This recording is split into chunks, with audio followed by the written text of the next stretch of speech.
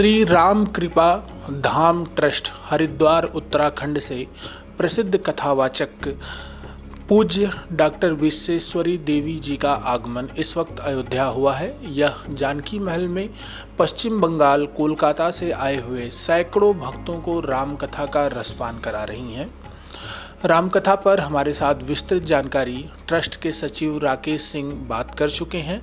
हम इस वक्त व्यास विश्वेश्वरी जी के साथ जुड़ेंगे और राम कृपा धाम ट्रस्ट की क्या महिमा है, किस प्रकार से सामाजिक हितों और सामाजिक संवर्धन, सामाजिक पुनर्जागरण के लिए कार्य कर रहा है, इस पर जानते हुए जो एक महत्वपूर्ण जानकारी हम लेना चाहेंगे वह है कि 30 मार्च से लेकर के 30 मार्च से चैत्र शारदीय नवरात्र शुरू हो रहा है, जिसे हम चैत्र नवरात्रि को नाम से जानते हैं। लाखों भक्त इस दिन देवी की आराधना शुरू कर देते हैं, पूजा कर देते हैं और इसके बाद 6 अप्रैल को रामनवमी है। चैत्र नवरात्रि में कैसे करें देवी की पूजा, क्या है शुभ मुहूर्त, देवी को क्या है पसंद, क्या है नापसंद, क्या चढ़ाएं क्या ना चढ़ाएं, किन फूलों का इस्तेमाल करें, कौन से समय कलश की स्थापना करें, कैसे होगी पूजा, किस दिन किस देवी की होती है पूजा, तमाम बातों को जानने के लिए हम विश्वेश्वरी जी के साथ जुड़ेंगे और जानेंगे। जय श्री राम। श्री राम लला सरकार की जय, अयोध्या धाम की जय।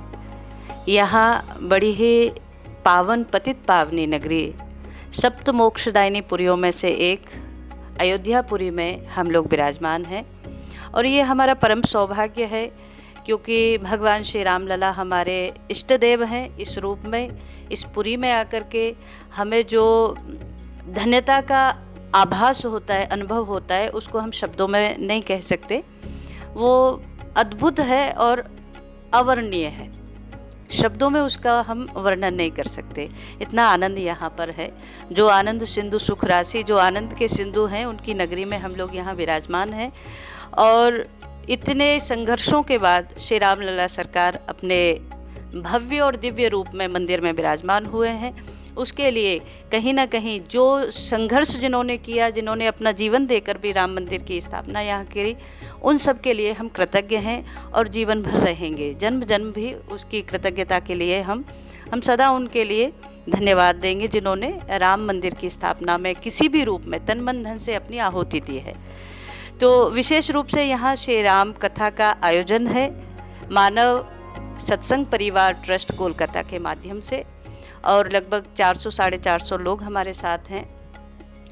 श्री राम कथा की पावन गंगा में हम आप सब स्नान कर ही रहे हैं, लेकिन अभी अभी जैसा कि आपने पूछा कि आगामी 30 मार्च से नवरात्रि का प्रारंभ हो रहा है और देखिए हमारे यहाँ शक्तिमान से पहले शक्ति की आराधना है। जैसे अगर हम इसको भी देखें तो नवरात्रि पहले आती है, उसके बाद में रामनवमी आएगी। चैत्र नवमी जो है, जिसको हम लोग रामनवमी के रूप में मनाते हैं, राम जी के प्राकट्य उत्सव के रूप में मनाते हैं। तो पहले नवरात्रि, पहले शक्ति के उपासना और उसके बाद में शक्तिमान का आगमन। इस रूप में हमारे यहाँ सनातन में शक्ति को प्राथमिकता दी गई है। हमारे यहाँ कहा जाता है या देवी सर्वभूतेषु मातृरूपेण संस्थिता नमस्तस्यै नमस्तस्यै नमस्तस्यै नमो नमः। वो माँ है और परमात्मा और माँ, इसमें अगर आप देखेंगे ना, परमात्मा शब्द जब आप सूक्ष्म दृष्टि से देखेंगे तो उसका आखिरी शब्द माँ है। इसका मतलब यह है कि परमात्मा के अंदर भी माँ ही सम्मिलित है या माँ के रूप में भी परमात्मा है। तो उसी माँ का ये नवरात्रि का जो त्यौहार है, 9 रात्रियाँ हमें मिलती हैं। अच्छा, जैसा कि शब्द है नवरात्रि, तो यद्यपि भगवती की आराधना नवरात्रि के दिन में भी होती है, दिवस में भी होती है, पर इन 9 रात्रियों का विशेष महत्व है। सबसे पहले नवरात्रि का जो त्यौहार है वो प्रारंभ होता है 30 मार्च को, प्रथम नवरात्रि रहेगी और 30 मार्च को प्रथम नवरात्रि के दिन कलश स्थापन का जो मुहूर्त है वो सुबह लगभग 6:15 बजे से लेकर के 10:15 के आसपास तक रहेगा। तो उस समय प्रत्येक सनातनी हिंदू अपने घर में, अपने घर को साफ स्वच्छ करके अपने नित्य कर्मों को करके, स्नान इत्यादि करके, उस दिन से वो अपने घर में कलश स्थापन करता है। कलश स्थापन में हमारे यहाँ जैसे वो खेतरी बोई जाती है, तो वो क्या है, वो एक नवजीवन का प्रतीक है। जब बीज मिट्टी में डलता है उसके बाद में वो पौधा निकलता है, तो ये मानो एक नवजीवन का प्रतीक है। वो शिक्षा देता है कि जब हमारे यहाँ मृत्यु के बाद भी एक नया जीवन है, मृत्यु के साथ सब कुछ खत्म नहीं होता। तो खेतरी बोई जाती है और जब कलश स्थापन होता है तो कलश पर एक नारियल और 5 पल्लव, 5 पत्ते, जिसमें बरगद का, पीपल का, आम का, इस तरीके से 5 पत्ते लगा करके वो कलश स्थापन किया जाता है। और उस समय आप अपने घरों में देवी की स्थापना करते हैं। प्रथमम शैलपुत्री च, द्वितीयम ब्रह्मचारिणी, तृतीयम चंद्रघंटेति। जो हमारी नवरात्रि की नव दुर्गा हैं, उनका एक एक दिन उनकी उपासना होती है, उनकी आराधना होती है। हालांकि आप सब स्वरूपों को अपने घर में नहीं रख सकते, सभी लोग नहीं ला सकते, वो अलग विषय है कि कोई रख ले। पर आप जिस देवी में, जिस स्वरूप में आप उपासना कर रहे हैं, उसी में इन नव स्वरूपों को आप समाहित कर लेते हैं। तो पहले जैसे प्रथम दिवस शैलपुत्री की पूजा होती है। लोग सबसे पहले अपने हाथ में, जो लोग भी नवरात्रि की आराधना प्रारंभ करते हैं, व्रत प्रारंभ करते हैं, वो अपने हाथ में एक साबुत सुपारी लेकर के कुछ दक्षिणा रख लें, थोड़ी सी दूर्वा रख लें, थोड़ा सा अक्षत पुष्प लेकर के और थोड़ा सा जल लेकर के सबसे पहले संकल्प करें इस बात का कि 9 दिन पर्यंत हम शुद्ध शाकाहारी और फलाहारी रह करके व्रत करेंगे और भगवती की आराधना करेंगे। अच्छा, कई लोग ऐसे हैं जो व्रत नहीं कर पाते, तो वो लोग कैसे आराधना करें, कैसे उपासना करें? तो भले ही आप नवरात्रि का व्रत नहीं रख पाते, कोई बात नहीं, लेकिन आप ये संकल्प करें कि हम अपने विचारों का व्रत करेंगे, क्योंकि केवल अन्न न खाना ही व्रत नहीं है। आप अपने विचारों को शुद्ध करें, सकारात्मक करें, और जब आप अपने विचारों को शुद्ध करेंगे तो वो भी बड़ा व्रत है, वो अन्न से भी बड़ा व्रत है। हम किसी के लिए गलत नहीं सोचें, हम किसी के लिए गलत नहीं देखें, उस भाव से अभी आप 9 दिन का संकल्प लेकर रहेंगे तो निश्चित रूप से आपकी उपासना, आपकी आराधना भगवती स्वीकार करेगी। तो प्रथम दिवस कलश स्थापन से प्रारंभ होता है नवरात्रि का त्यौहार, और ये त्यौहार 9 दिन तक चलता है। प्रत्येक दिन जिस रूप में नवरात्रि की देवी का आराधना हम करते हैं, तो हमारे यहाँ दुर्गा सप्तशती नाम से एक पुस्तक है, उसमें संपूर्ण 9 दिन की जो भी पूजन विधि है, उपासना विधि है, उसका पूरा विस्तृत वर्णन है। तो हम तो चाहते हैं कि प्रत्येक सनातनी के घर में एक पुस्तक वो भी होनी चाहिए, और उसमें हिंदी और संस्कृत दोनों ही रूप में देवी की उपासना का पूरा विधि विधान से वर्णन किया गया है। तो आप उसके अनुसार कर सकते हैं, जैसा स्वरूप देवी का है। जैसे प्रथम दिवस शैलपुत्री, शैलपुत्री का मतलब क्या है तो अधिकांश लोगों को नहीं पता है। शैल कहते हैं पर्वत को, और पर्वत की पुत्री अर्थात पार्वती जी की प्रथम दिवस आराधना होती है। तो पार्वती नाम से तो हम सब लोग परिचित हैं, पर शैलपुत्री ज़्यादातर लोगों को नहीं पता होगा। दूसरे दिन ब्रह्मचारिणी की पूजा होती है। तो ब्रह्मचारिणी मतलब वही, जब पार्वती मैया जिस समय शंकर जी की आराधना के लिए गई, तो उन्होंने जो एक ब्रह्मचारिणी का रूप लेकर के और घनघोर जंगल में जाकर के तप किया, उर्धर उमा प्राणपति चरना, जाए विपिन लागी तप करना। तो इतना कठिन तप किया कि अपने जीवन के सब सुखों को भूल करके भगवान शंकर की आराधना की। तो उनका जो वो स्वरूप है, वही ब्रह्मचारिणी रूप से द्वितीय दिन पूजा जाता है। तो हमारे जीवन में जो ये नवरात्रि के स्वरूप हैं, वो एक एक स्वरूप हमें ये संदेश देते हैं। जैसे शैलपुत्री मतलब पर्वत की पुत्री, तो हमारे जीवन में धैर्य कैसा हो, बोले पर्वत के समान धैर्य होना चाहिए। आजकल थोड़ा सा जीवन में ऊंच नीच हो जाए तो लोग सीधा मतलब जीवन को ख़त्म करने पर आ जाते हैं, अपने जीवन को ख़त्म कर देते हैं। लेकिन दुख में और प्रतिकूल परिस्थितियों में हमारा धैर्य पर्वत के समान होना चाहिए।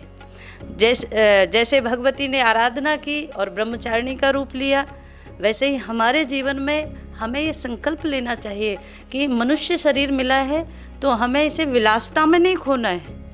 इस शरीर का फल है, इस शरीर से हम साधना करें और परम तत्व तक की प्राप्ति की यात्रा हम करें।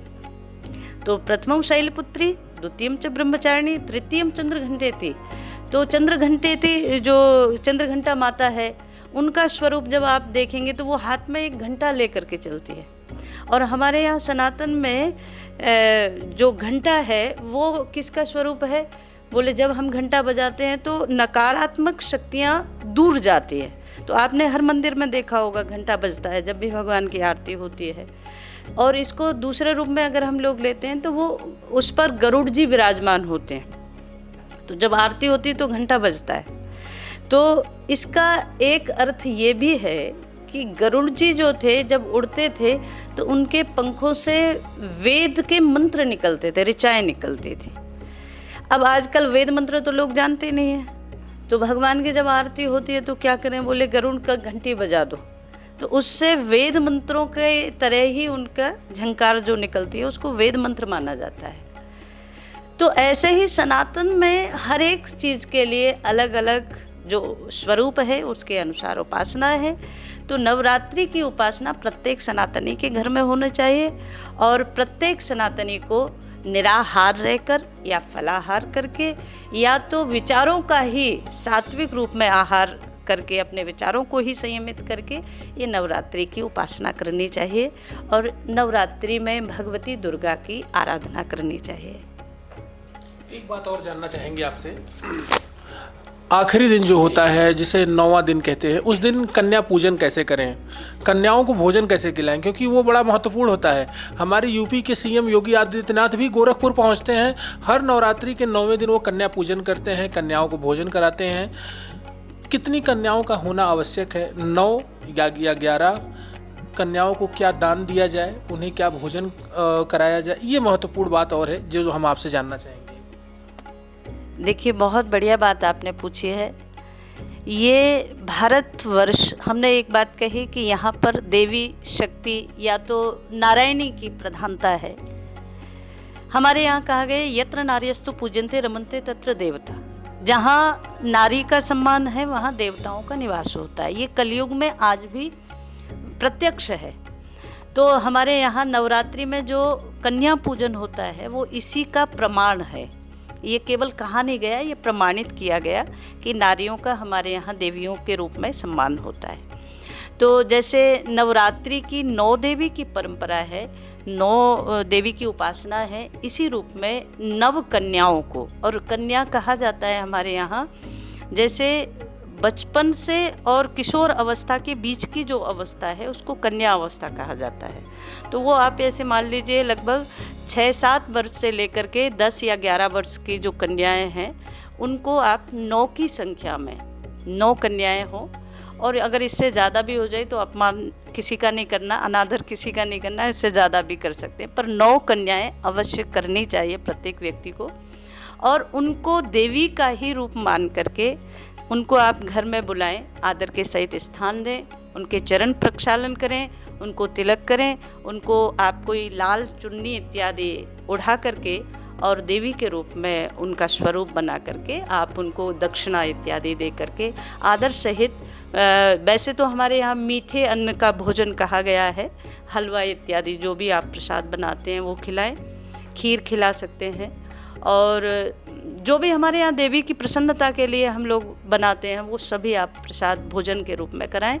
और आखिर में उनको प्रणाम करके आशीर्वाद अवश्य लें, और वो कन्याएं जो आशीर्वाद आपको दे करके जाएंगी निश्चित रूप से आपके जीवन में वो आपके जीवन का कल्याण करने वाला आशीर्वाद होगा, आपके जीवन में सुख समृद्धि शांति की स्थापना करेगा।